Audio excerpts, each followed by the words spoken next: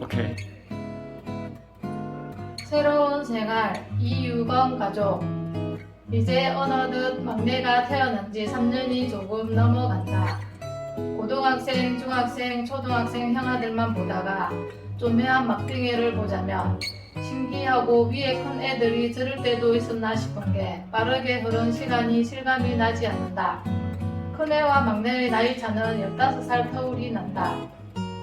늘 딸에 대한 꿈이 있어 남편과 상의후 막내를 가졌는데 아쉽게도 넷째도 아들이었다. 조금의 아쉬움은 남았지만 어찌됐든 아들로 태어났으니 아들 넷의 엄마로 잘 살아보리라 마음을 다잡았다. 태어나던 날이 생각난다. 빨리 퇴원 준비를 하고 기대에 부푼 마음으로 아기를 데려 신생아실로 갔는데 왠지 그날따라 아기가 늦게 나왔다. 간호사 선생님이 청각이 반응이 없으니 종합병원으로 가서 다시 검사를 해보라고 했다. 아이를 안은 내 손바닥이 땀으로 축축해졌다. 처음에는 간단하기라 다시 검사하면 괜찮을 거라는 나 혼자의 위로를 하고 집으로 왔지만 심장이 두근두근 자꾸만 쿵쿵거리며 걱정이 되는 걸 막을 수는 없었다. 일부러 방문도 쿵 하고 닫아보고 귀에 대고 반응도 유도해보았지만 아무런 반응이 없었다. 인터넷 검색이란 다 해보고 긍정의 댓글도 많이 봤지만 불길한 예감은 틀리지 않았다. 종합병원 가서 모든 검사 진행 후 인공와우 수술이라는 결정을 하게 되었고 그렇게 해서 수술을 하고 어언 3년이 흘렀다. 내가 어릴 적 동네에 후배 엄마 아빠가 청각장애인이었는데 그때는 사람들이 벙어리라고 말을 하곤 했었다. 우리 막내도 옛날이었으면 그랬을 것이다. 하지만 세상이 발달하여 이런 수술로 들을 수가 있다니 정말 꿈만 같았다. 처음에는 긴가민가 하는 마음으로 별로 수술에 대한 기대를 하지 않았는데 아이가 반응을 하고 말을 할 시기가 되니 엄마라는 단어를 입 밖으로 그 감동은 정말 이루 말할 수가 없었다. 그 나이 또래보다는 많이 부족했지만 청각 재활 치료를 하다 보니 이제는 우리 아이가 청각 장애인이라고 말하지 않으면 모르는 사람도 많다. 세상의 시선에 처음에는 겁도 먹었다.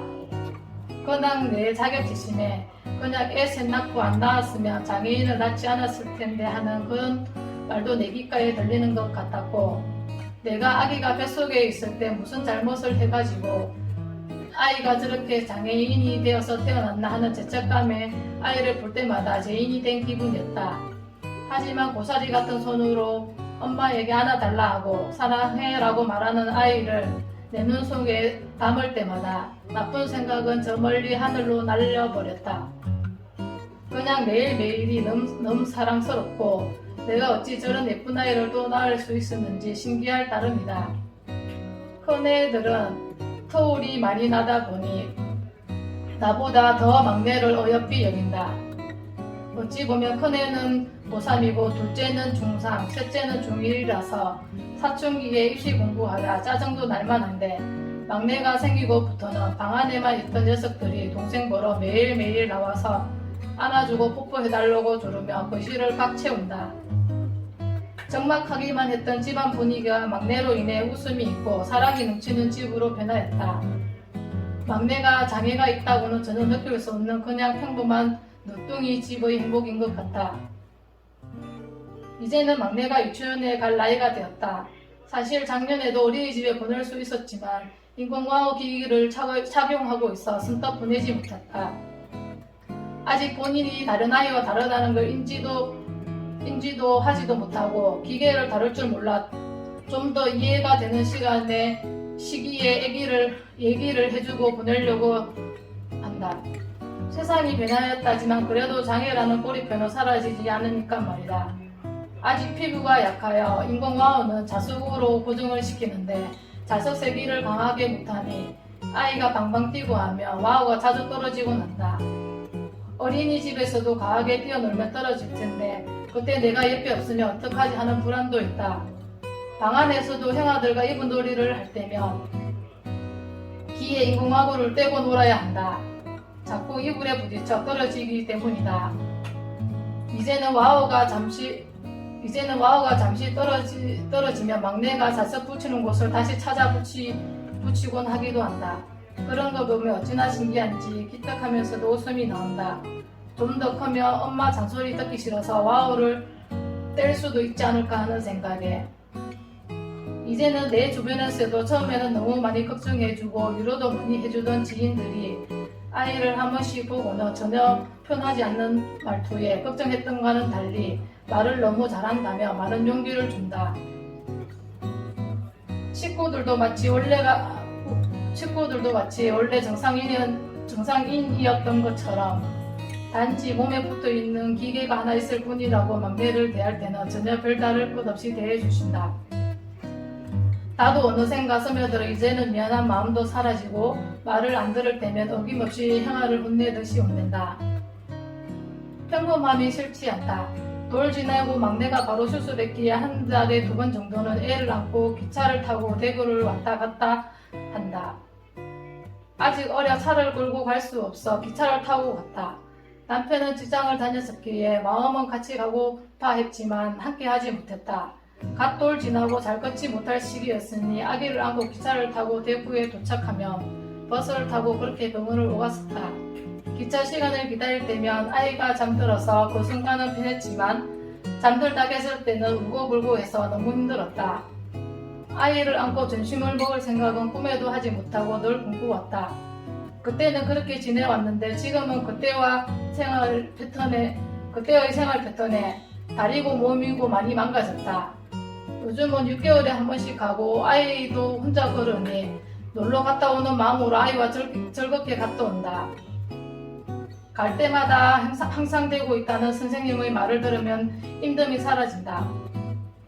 아직까지는 아이가 왜 병원 가서 검사를 하고 오늘 치료를 해야 하는지 막내는 잘 모른다. 조금씩 의문이 들어갈 시기가 다가오면 그때 아이가 잘 받아들일지 걱정이 되기도 하지만 그런 일도 잘 받아들이는 멋진 아들로 키워나갈 것이다. 사실 나에게는 장애가 뭔 얘기가 아니다. 막내의 장애 정도는 나에게는 그냥 작은 일일 뿐이다. 나는 친정엄마와 작은오빠가 지적 장애인이다. 그걸 깨달았을 나이가 됐을 나의 민영이는 정말 고통 그 자체였다. 주위 어딜 봐도 우리 집 같이 불행한 집은 없었다. 아버지는 초등학교 2학년 때 돌아가셨다. 술로 인생을 함께하다 술과 함께 가셨다. 집안은 할머니가 보러 가셨는데 할머니마저 돌아가시고 내가 다 엄마랑 오빠를 돌봐야 했었다. 어릴 적에는 친구들이 엄마랑 오빠가 바보라고 놀리고 나는 그걸 죽고 싶을 정도로 비참해하곤 했었다. 그렇게 나의 유년기가 장애라는 무덤에서 지내왔기에 막내의 장애는 너무나 큰 충격이었다. 하지만 나의 어릴 적 불행으로 나는 많이 단단해져 있었다. 아이의 장애를 받아들이는 시간도 아주 쉬웠다. 장애인과 살아본 경험이 지금의 나의 아이에게는 큰 도움이 되었다. 사실 오히려 유년기의 나의 삶이 더 단단한 나를 이겨낼 수 있는 버팀목이 된 셈이다. 삶을 굴곡은 누구에게나 다 있다. 부자는 부자라서 지켜야 하는 걱정이고 없는 이는 지킬 게 없으니 자유롭고 모든 이의 웃음 뒤에는 다 한 번씩 겪은 어려움이 있다는 걸 살아가면서 느꼈다. 그리고 또 한 가지, 나는 어릴 적 위인전이나 세계 명작으로 나를 위로하며 독서에 빠져 있었다. 아마 그의 영향도 지금의 나를 있게 한 원동력의 일부분이기도 할 것이다. 닥치는데도 읽으며 나를 다잡았으니 이제는 어디 가도 마치 자랑인 양 아들 넷 엄마라고 떠들고 다닌다. 옆에서 대단하다고 호응을 해줄 때면 왠지 모를 뿌듯함을 느낀다. 며칠 전에는 어느 치료센터에서 아이에게 검사를 하였다. 언어 능력 정도가 어느 수준인지 평가를 했는데 놀랍게도 또래와 정상 발달 수준의 언어 능력을 보인다고 하였다. 원장님께 그 말을 들었을 때는 정말 벅차오르는 감정을 이루 말할 수 없었다. 요즘은 마치 내가 늙어가는 게 두렵다. 행복이 금방 끝날 것 같은 오지 않은 미래를 두려워한다. 천사 같은 아이로 인해 너무 행복해 행복이 두려웠는 나.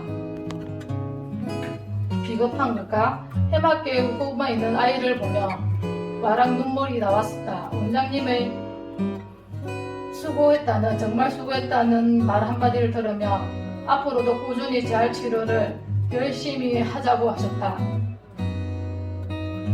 이 모든 것이 언어치료센터 원장님의 소개로 사랑의 달팽이를 알게 되어 접수하게 되었고, 운 좋게도 혜택을 받을 수 있어서 너무 감사하다. 형편이 넉넉지 않아 사실 와우 기기 값에 놀랬었다. 몇천만 원의 돈이 우리 사정에서는 정말 구하기 힘든 금액이었기 때문이다. 부모로서 그런 돈이 없다는 것도 너무 가슴 아프고 창피하였다. 언어 재활 치료에 큰 금액까지 지원받게 되어 앞으로 막내가 성장하며 이 모든 얘기를 해주고 사회에 도움이 될 수 있는 일원으로 잘 자랄 수 있도록 서포트할 것이다.